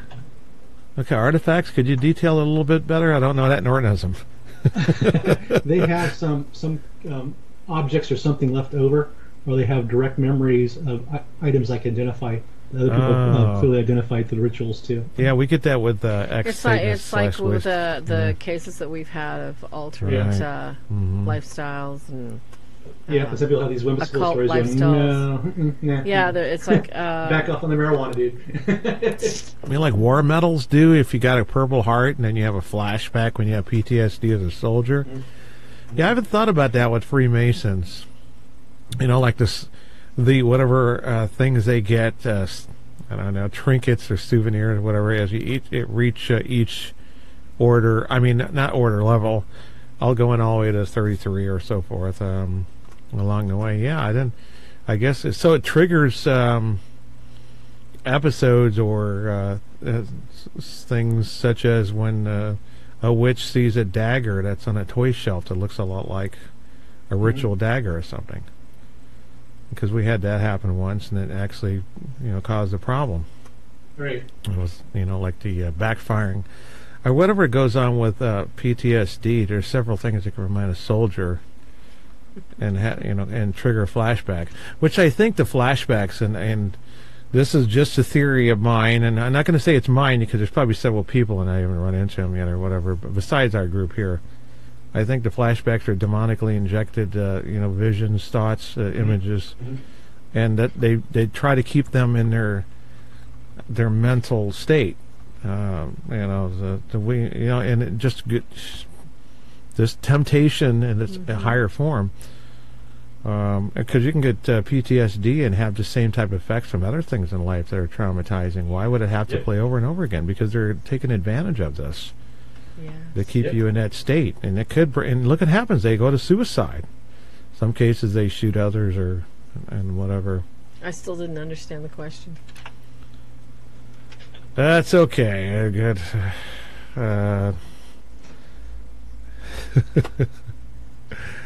That's my Farah Rose. Walk, walk, walk, walk. Well, I don't have to do with something with the mental, and you had mentioned something about the Exorcist saying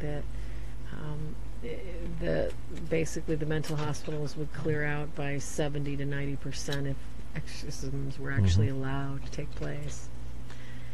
And sadly, a lot of people are worried that it'd be so much easier just for people to go back to the way things were, where they were drugged, immobilized with lobotomies, hosed down, and chained up.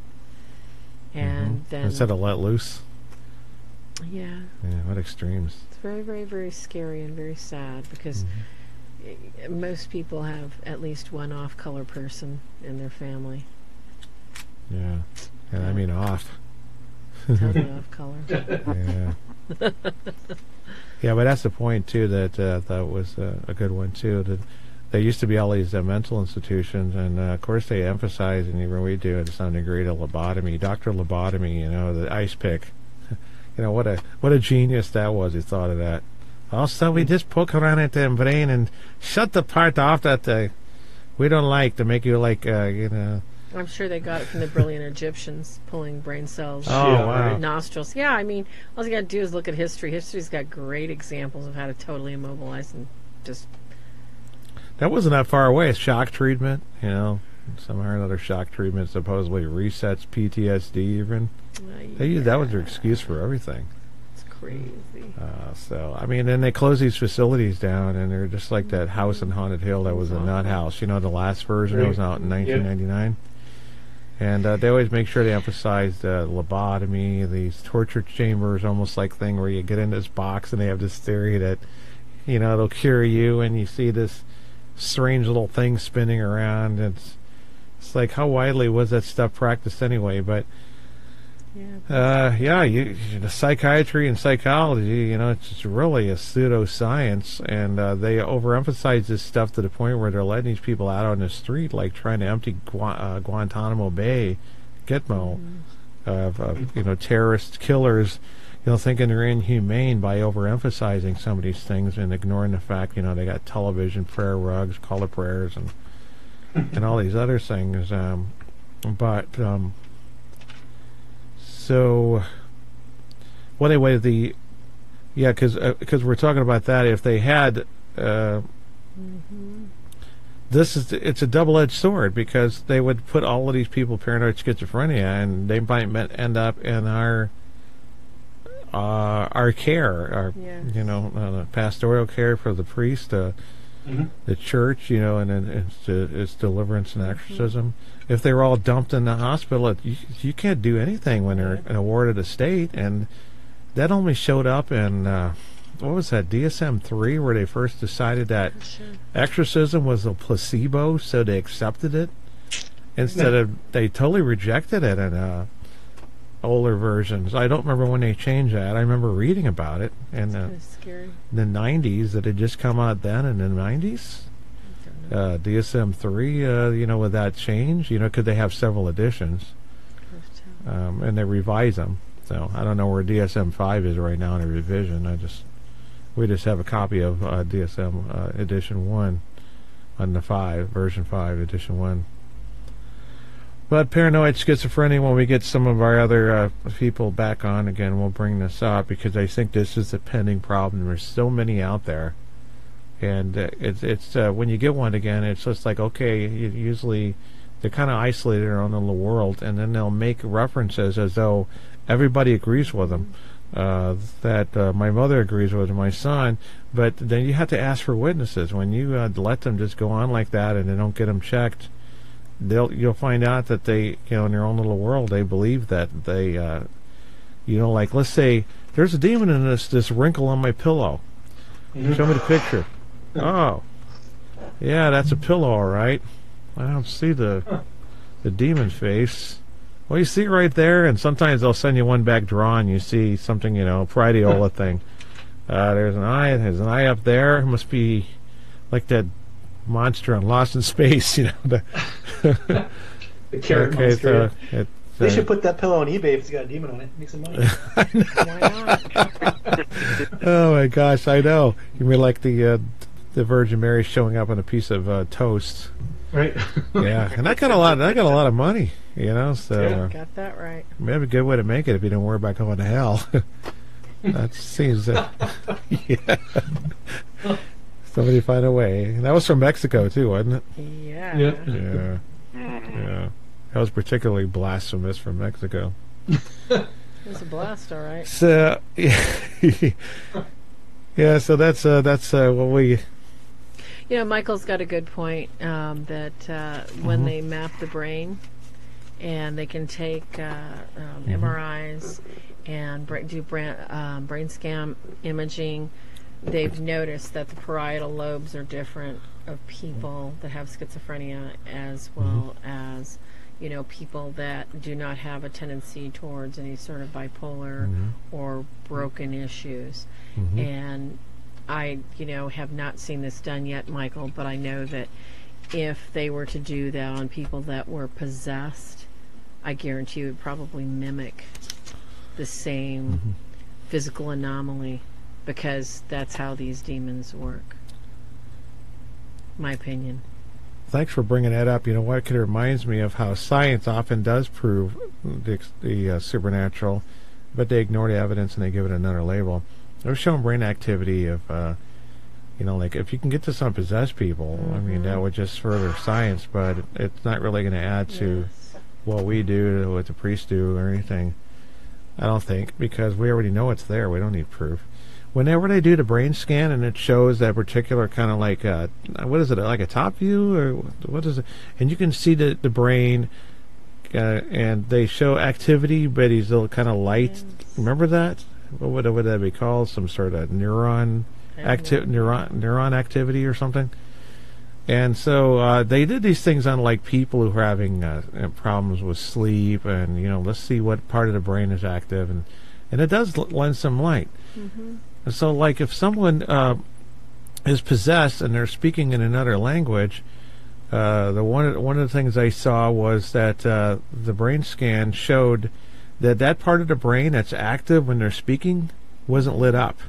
So true. And that's something you otherwise would not get a grasp at. We know that the person who is possessed and saying, these Latin or ancient Arabic, more likely, or ancient Hebrew or something like that, they have no memory of saying this stuff, or even consciously. If they're just saying it, if they're just sitting in there and it's like they're aware their mouth is kind of like got a mind of its own for a minute, like partial possession, which has happened.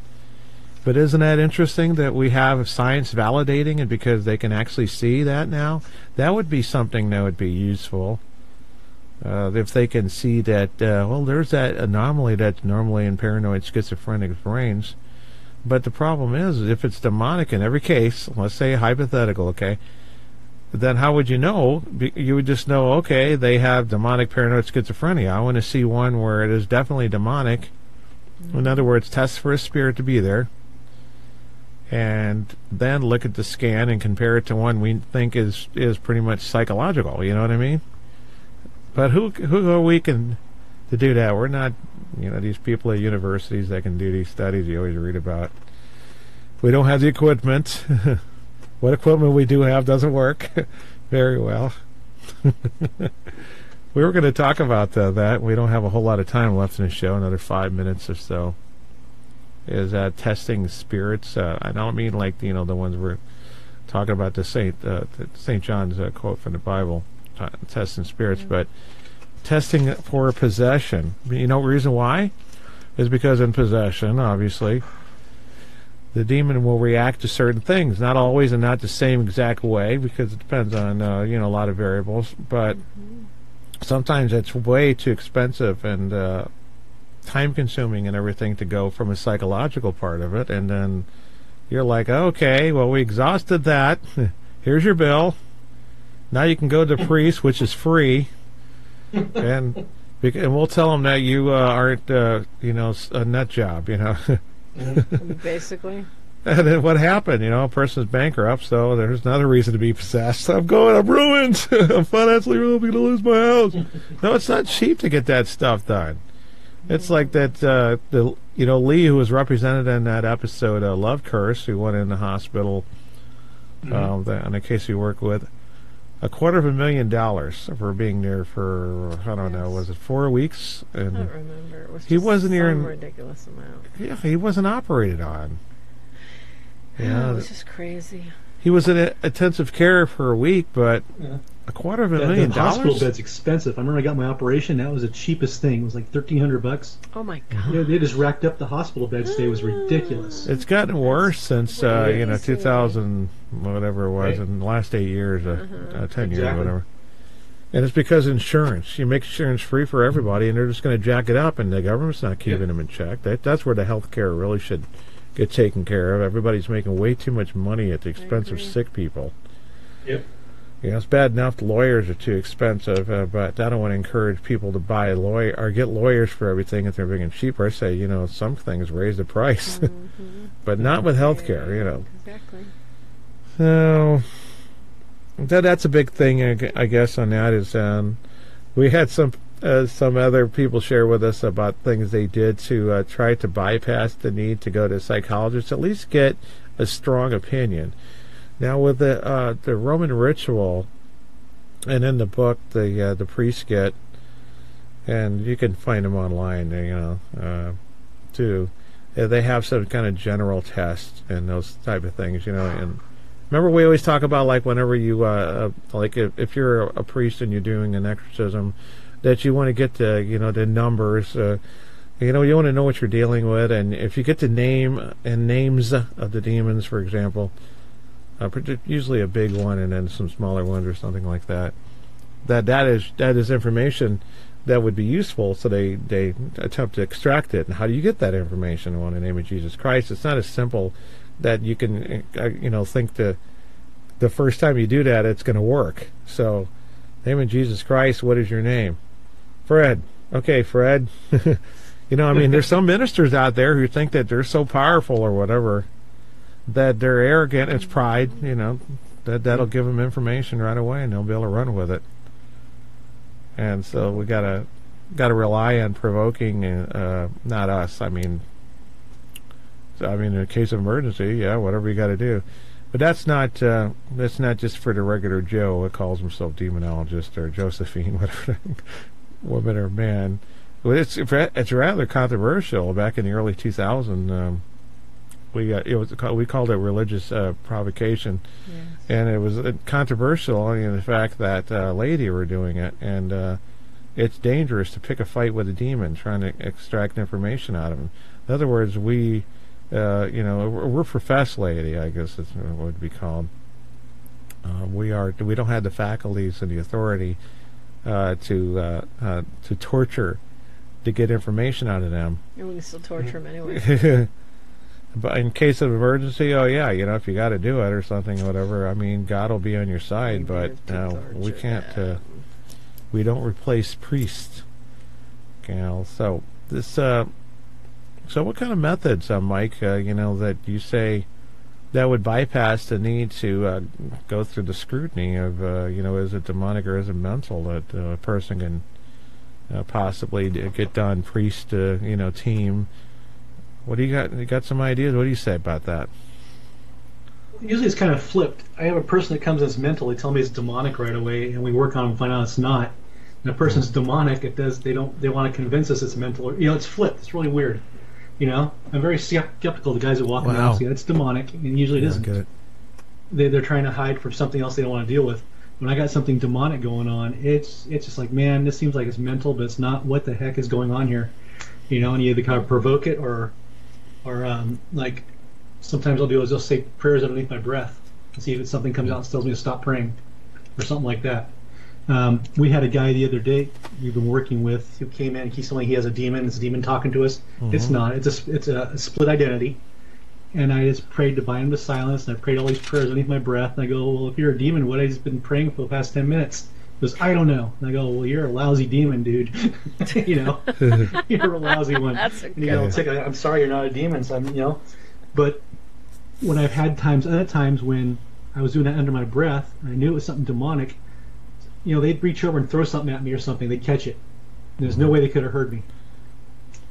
I usually do stuff like that. Because the holy water, if I bring it in, they catch it right away, Well, I'm trying to be sly about it. But, it's just... Oh, yeah. I'm trying to catch them. That's the only time you use water. Yeah. So, to be the devil's advocate on this, okay, so from the opposite side, it works. In other words, when it is a demon and you say those things on your human level of hearing, that they pick it up, and they're not supposed to. That's not natural. But how about a big and bad demon where you're saying those prayers and it's not going to react, and it can suck it up?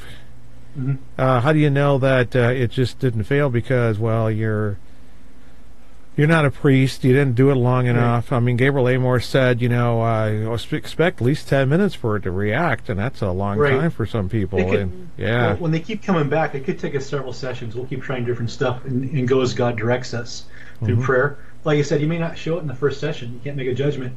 You usually make some sort of judgment call because you feel it. You've seen it before. Yeah. But there's something really demonic going on. You catch it. Sometimes you'll see it looking back in the eyes. Sometimes, something came up really fast to look at you and to peek out and go back down. It's just you have to watch the whole show going on. You know what I find the big difference between demonic and mental is, Mike? I've known a lot more mental people than demonic, and the demonic absolutely hates you. There's a hate. There's a loathing inside of them that just, if they could scratch your eyes out and grab your heart and munch on it and spit it in your face, they would. And it just, it's like, ugh. It's like no other gag me reflex that I could ever describe. It's just so ugly. And there's a lot of F-bombing you too when it comes up. Yes, right now, there's a lot of people that know what it looks like. Love those wonderful, those curse words, just like drop like pearls. Right, they're like poets. Yep, they just come out. Oh my gosh, that's so true. That's so funny. But that's what you said about that. That is the test of you're saying it on your breath. I think Father Bailey said that last week, didn't he too? Or was it Father Driscoll the prior weeks? I'm not sure. But yeah, that's a good one because in the prayers. How about someone who speaks Latin and there's no way the person would know it and they react? Of course, they figured if you're speaking Latin, it sounds churchy, and they might and watch too many movies and psychologically react, I guess. So yeah, there's. What Deb? Did you witness any sort of test that the priest did with your brother, or another case in your households? Well, when the priest came, because we had 6 of them there, there wasn't too much testing to be done at that point. Yeah. They didn't need to. The full-blown possession had already taken place. Yeah. So our concern was just holding him down so he wouldn't rise up in the air. So, it was that type of a thing. The priest knew it right away. I mean, they were in from the beginning, because my brother was also tested medically. Yeah.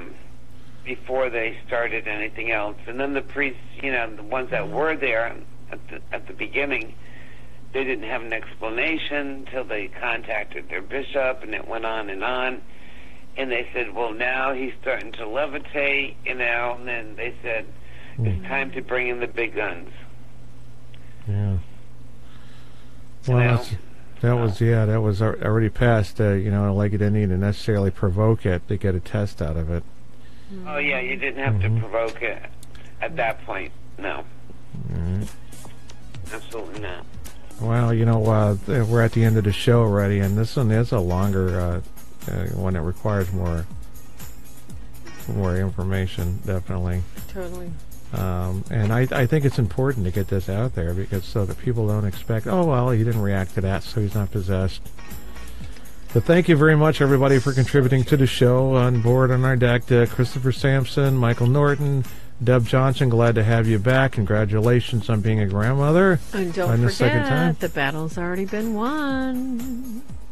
And all of us here would like to help you make it with a lot of fun. We just want to help you win the fight. Win it right, folks. Thanks for tuning in with us. And don't forget, hit the like. Right underneath Ken's cute little face, like the video and subscribe. Great. Thanks so much, Christopher and Michael, for joining us. Deb, I know you're snowed under with a zillion little pounds of ice crystals. Yeah. So glad. That's right. She still got ice. It It was 71 here, Deb. How nice of you. It was 70 degrees today. How nice of you. Oh my, not here. I'd kick him It if I was could. 41, very windy and cold, but sunny. And we're getting another nor'easter next Wednesday. Oh my Ooh. gosh. We don't know what's going on with this weather lately. No. No, it's like they triple-seeded the planet. It's unreal. Yeah, I know. It's crazy. Everybody back next week because we can. Same time, same channel, 8 Central, 9 Eastern. Thanks for watching, listening. Night, John boy. Be there, be square next week, huh? God bless. Good night and God bless. Happy Lent. God bless everybody. That's right. Thank you. Night, Christopher. Night, Bye. Michael. Hey, guys.